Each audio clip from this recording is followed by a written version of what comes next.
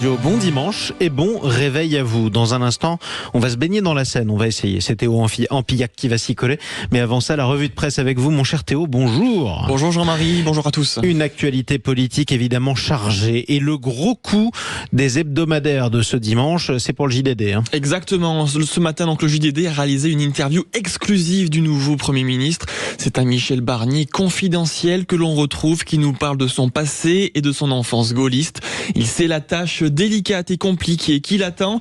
Il explique, c'est le moment où tous ceux qui veulent que la France marche doivent se retrousser les manches. J'écouterai tout le monde, poursuit-il. Un appel du pied aux diverses forces politiques pour former dans les prochains jours un gouvernement de coalition. Alors, le JDD a fait demander aux Français ce qu'ils pensaient de la nomination. Oui, et là, les avis sont plus que mitigés. Selon un sondage réalisé par l'IFOP pour le JDD, l'Institut de sondage demande « Êtes-vous satisfait par la nomination de Michel Barnier ?» 52% des Français le sont, contre 48% à ne pas l'être.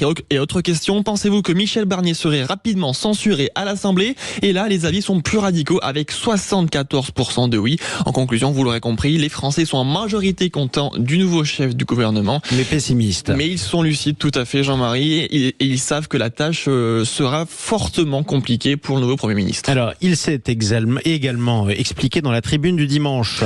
Un Premier ministre sur le fil, peut-on lire à la une de l'hebdomadaire. Là, on retrouve un Michel Barnier sûr de lui, sûr de ses forces. Il dit qu'il n'a pas eu le trac quand Emmanuel Macron l'a nommé jeudi. J'ai le calme des vieilles troupes et des montagnards, explique-t-il, lui qui se veut plus proche des Français et plus proche du peuple. Bien évidemment, le Rassemblement national attend des actes de la part de Michel Barnier, a exigé Marine Le Pen dans les colonnes de la tribune du dimanche. Une pression avec laquelle le nouveau Premier ministre devra cohabiter. Interview exclusive aussi de Marine Le Pen dans la tribune dimanche, qui prévient d'ailleurs le Rassemblement national, sauf contre ordre, ne censurera pas a priori ce gouvernement. En revanche, il ne votera pas le budget qui a, dit Marine Le Pen, des chances quasi nulles d'être adopté. Il faut s'attendre encore une fois à une nouvelle série de 49